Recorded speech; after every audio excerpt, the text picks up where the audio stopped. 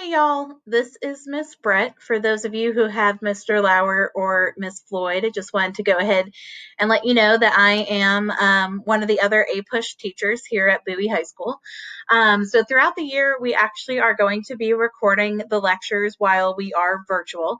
That way that you have them to reference, and also in case you miss a class period, you can easily get caught up on the content. The lectures will be recorded throughout the APUSH team, and you'll see some from Ms. Floyd and some from Mr. Lauer, and then some from myself. So there will be a variety of us going through the content with you.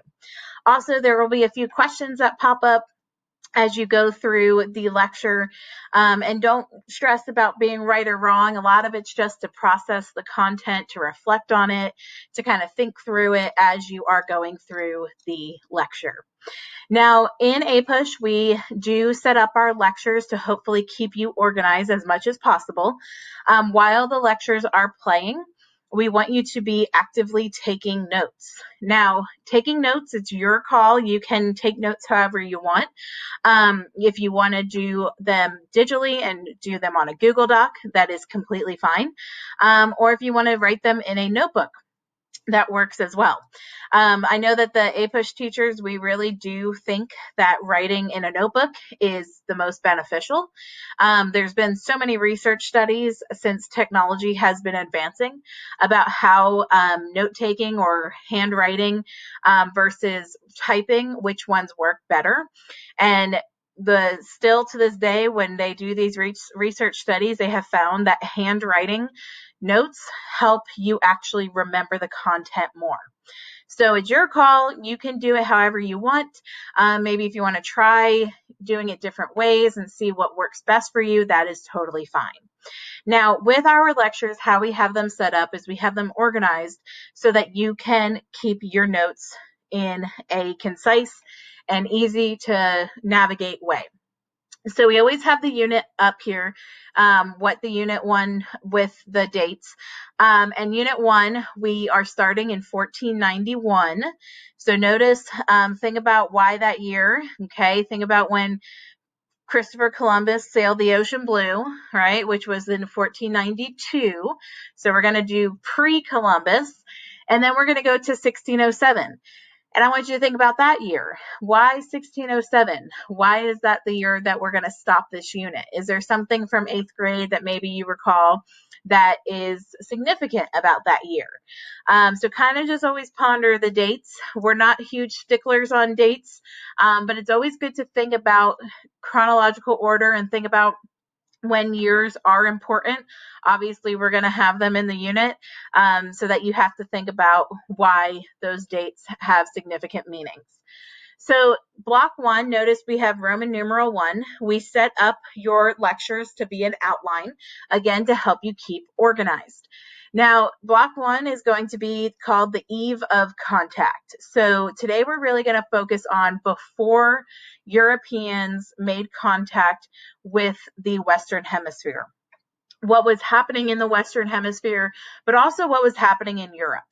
And so we're really going to focus today on the two hemispheres, the East and the West, and focus on what was going on within these populations before European exploration took place. Now, with your notes, you are going to have an outline. So the headlines are important, but the headlines are not the notes. So if you look at our next slide, we have part A, right? The first slide, A, we are going to focus on the Americas.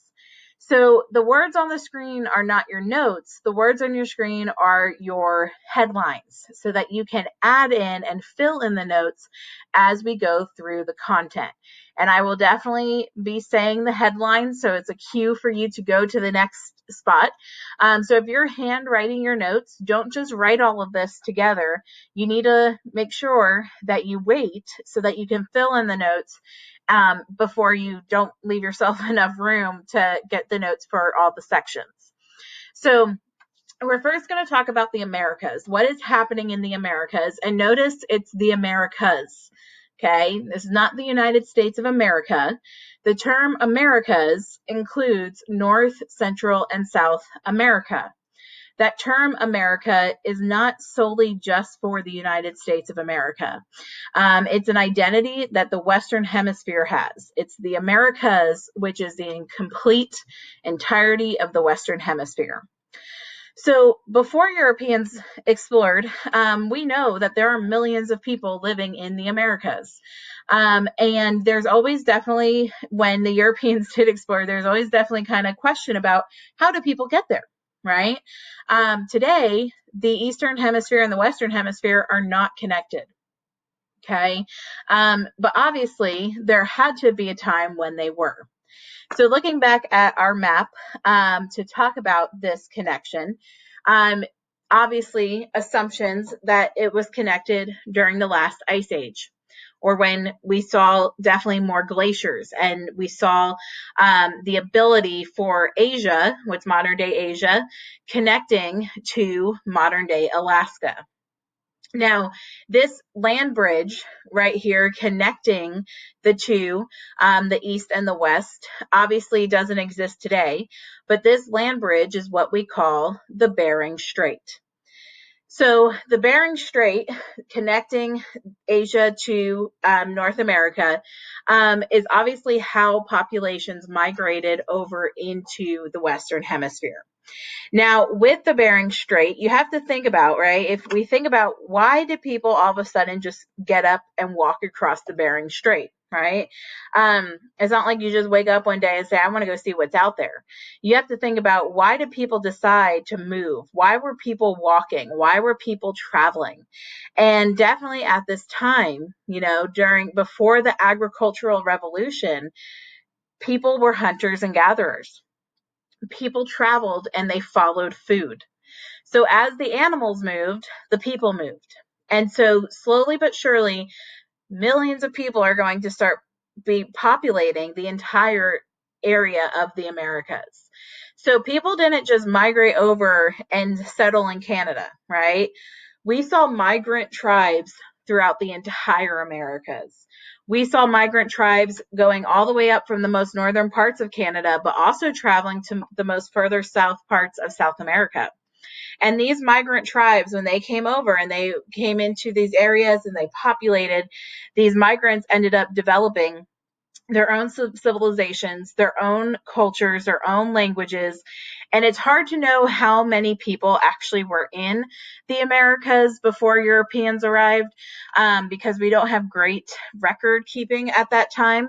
But there's a prediction that there was anywhere between 50 to 100 million people living in the Americas before Europeans arrived. So we're talking big populations, definitely prominent populations. And so we're going to see the differences between these regions in the Americas. So we're first going to start with Central and South America. Central and South America had pretty distinct differences between North America. So we're going to keep them separate and talk about what we saw happening in Central and South America. Now, Central and South America had quite a few common characteristics. And in Central and South America, one of the biggest common characteristics was the fact that we saw empires. So Central and South America, thinking about your world history, thinking about your previous knowledge, the biggest common characteristic was the fact that there were empires. And I want you to try and think, what were some empires that you can recall that existed in Central and South America? To look at these empires, let's look at a map. Okay. So in modern day, what we would consider like Belize, Guatemala, South Mexico, we had the Maya civilization. Now, the Maya civilization was a strong empire. Definitely, most people, when they hear about the Mayans, they think about the calendar, especially after the 2012 whole end of the world fear that the Maya calendar ran out, right? And there was a lot of big uproar about that. But definitely, we also saw in the Maya civilization very strong religious roots, also a good writing system, and definitely a pretty advanced society and lots of thinkers, right? Scientific thinkers. The Maya civilization was pushed, and unfortunately, it hurt and definitely lost a lot of its numbers when the Aztec Empire came in. Now, the Aztecs, which are pretty much in like central Mexico today, the Aztec population was also known for their written language, but they also had a very strong hierarchy. And so we're going to talk next class about how the Aztec population, they was run basically like a kingdom. Okay. And they did tend to have a more aggressive approach. They consider themselves warriors. And yes, the Mayan population suffered because of it. The last major empire that you want to know for Central and South America is the Inca Empire. The Inca Empire, basically what we would consider in modern day Peru today. The Inca Empire, many historians actually think and argue that the Incas were the most advanced society in the world at that time. And think about that, right? Think about how these conceptions, these stereotypes, these assumptions that are made about native populations that were, the stories that were brought back to Europe about the native populations. But many historians actually truly believe that the Inca Empire was the most advanced society in the world. Okay. Now, is there some conjecture on that? Well, the Inca Empire had no written language. And when you don't have a writing system, you have no recordings. You have no physical recordings. And this is one thing that really drives historians crazy because we don't know. We don't have great knowledge about the Inca, but we do know, based off the artifacts, that they had running water. They had plumbing systems. They had very advanced ways of taking care of their empire. So why did Central and South America have empires? Why were they developed into empires? Well, the number one reason that Central and South America became empires was because they had maize, which is a form of corn. Now you're probably thinking, really, corn created empires? It did. Corn is really the main reason that we have empires in Central and South America. Strong farming seasons, warm weather, especially in Central America, that led to the cultivation of maize. Now, the fact that the Central and South America had the cultivation of maize, they had agriculture, they had a stable food supply, changes everything about their society. When you don't have to worry about food every single day, when you don't have to worry about how to feed your children every single day, you don't have to worry about hunting and gathering. You can stay in one place. This created a stable food supply, which helped feed the population, and the population grew. Nutrition went up, and the fact that you had a stable population and a growing population, you also then are able to develop other professions, right? Not everyone is cultivating maize. You have your farmers, but now you're going to end up even getting things like your doctors, right? Your scientists, your educators. When you have a stable food supply, it not only stabilizes your population, it also creates advancements. You don't have to worry about food every single day. You have it, you're dependent on it. So now other advancements are going to take place. Also, because of the stable food supply with maize, we're going to also see pretty strong trade networks, city centers where you're going to see lots of trade. And so with the cultivation of maize, we saw big empires that extended in Central and South America. I encourage you to check out our additional resource page that's on Blend. The Met created a pre-Columbian art display that is now virtual that you can actually see and go look at other artwork. And there's lots of stories behind them and different knowledge to see what life was like and societies were like in Central and South America. So now we're going to turn our attention to North America, which was dramatically different. North America, the big common characteristic in North America was that we saw small, independent tribes. Okay, so we're going to look at a map because North America was pretty much all small, independent tribes. Well, the main reason that happened was because if you look at this map, the green areas is where we still see hunting and gathering. When you are having to hunt every day, gather food every day, you are not able to settle down and stay in one place. Also, when you're hunting and gathering and you're constantly moving, you end up running into other tribes. And these tribes were constantly at war. So when hunting and gathering, the lack of cultivation of maize in Northern America was causing these small independent tribes to have conflict, and not being able to settle down and develop into city centers. They weren't able to develop into specialties and have other professions. We definitely see that the tribes in North America were very small. I'm talking like no more than 300 people in a tribe. Lots of languages. There were a prediction of over 400 languages spoken in North America. And so when you have these small tribes, you think about how the differences between lifestyles with the empires in Central and South America. So this is basically what's happening in the Americas before European conquest.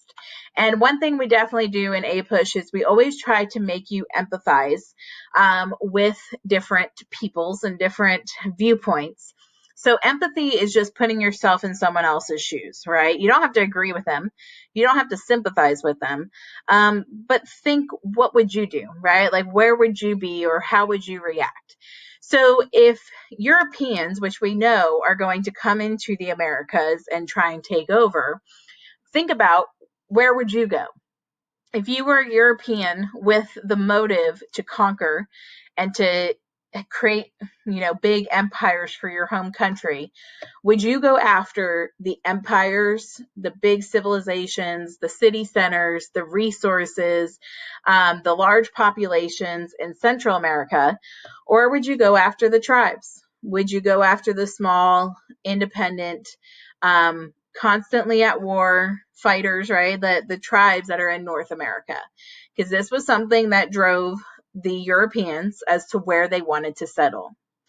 So let's talk about the Europeans, and let's talk about why Europeans start to explore in the 1400s and what's driving European exploration.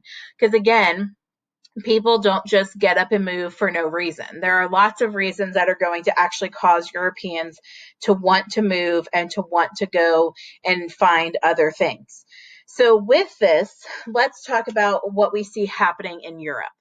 Well, definitely because of the Renaissance, we saw a lot of new technologies develop throughout the 15th century and 16th century. For one, we definitely see the advancement of shipbuilding. The fact that shipbuilding is getting more advanced, it's getting stronger, it's getting better. And pretty much with shipbuilding, the Portuguese tended to have the strongest ships. We also had the development of the compass. And the compass was originally developed in China, then also passed along to Arabs, and then also then pushed into Europe. And the compass is going to dramatically change things because now you can navigate and figure out where you're going.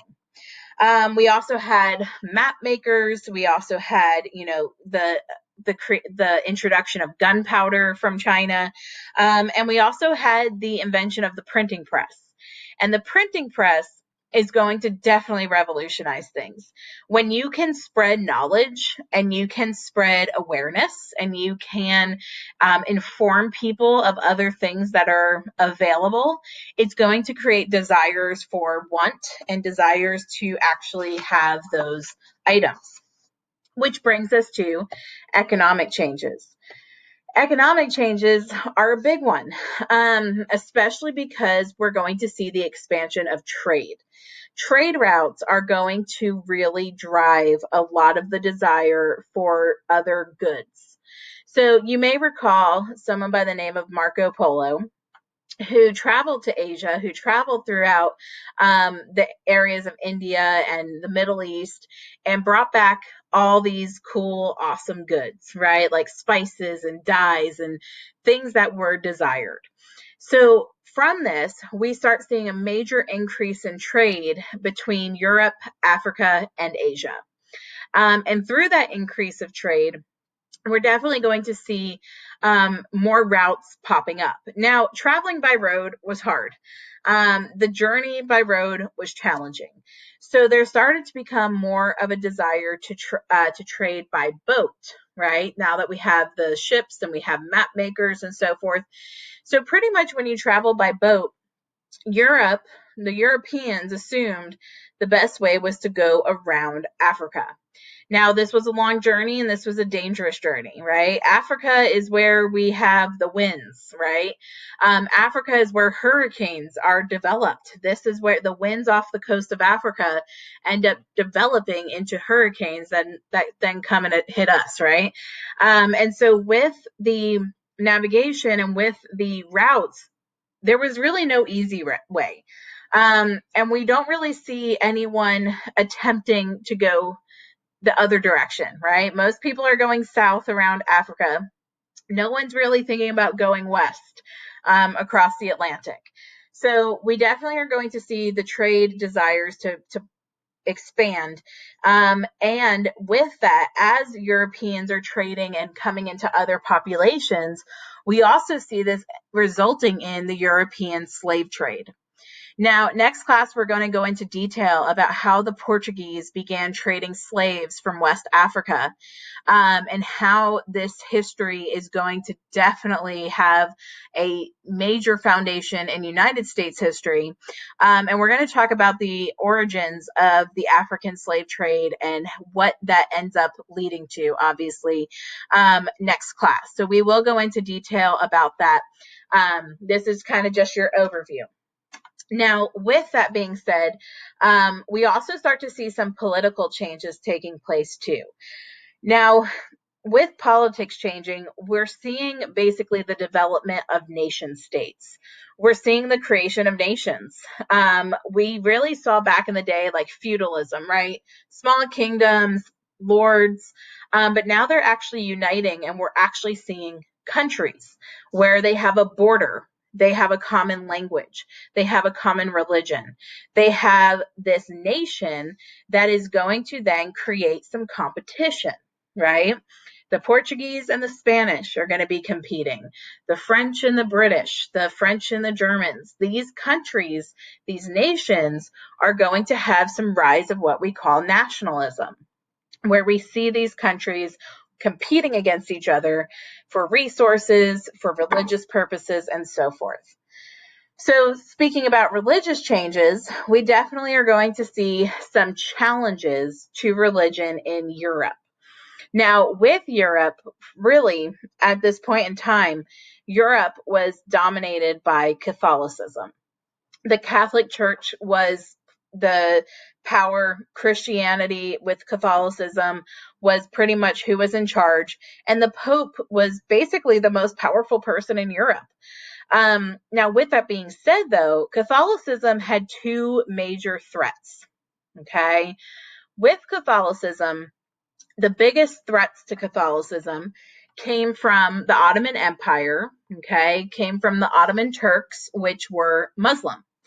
So there was definitely a threat that there was going to be expansion from the Ottoman Empire into Europe, and also a push then of the Muslim religion coming into Europe. But there was also a challenge from within. And that will take place with the Protestant Revolution. And we'll talk about the Protestant Revolution next class and how Martin Luther is going to challenge the power of the Catholic Church. And we're going to see a major break in Christianity. Christianity was always Catholicism, but it's actually going to now break into two different divisions. So, religious changes, why does that have to do with exploration? Well, one of the big reasons to explore was also to convert people, to have more power for your church. And so we are going to see through these changes the fact that new technology is going to drive exploration, right? The economic changes, the fact that there's demand for goods outside of Europe, in Asia, and in Africa. The political changes, the fact that there's now a country to defend, to, have nationalism and defend its honor, and religious changes, the fact that now there's going to be a push to convert people to your religion. So what does the future look like? We know that Europeans are eventually going to end up going into the Americas. And we end up seeing the fact, especially that with Spain, Spain ends up really solidifying the power of the Catholic Church. With Spain, there was definitely a threat to the Spanish throne when the Moors came in, and we saw the stabilization of the Catholic power in this with the Spanish. So this is going to drive the Spanish to want to, compete against their neighbors, the Portuguese, to want to spread Catholicism. And eventually the Spanish are going to pay for Columbus's voyage into exploring and finding a route to Asia. So one of the things we're going to end on is looking at this map. This map is from 1546. So it's after Columbus had come to the Americas, after his voyages. And we see this map making and thinking of how this will influence exploration, right? So looking at this map, don't just look at what's in the center, look off to the sides. What's similar, what's different, what's just shocking and kind of surprising. Thinking about how this map is definitely going to influence further exploration. So next class, we are going to talk about European explorations and the 3 different types of European exploration and what happens when the 100 million people in the Americas are now confronted with these outsider European populations coming in to their space. So if you have any questions, obviously contact your teacher, and I hope to see you guys next class and we can dive into this content and go a little bit further.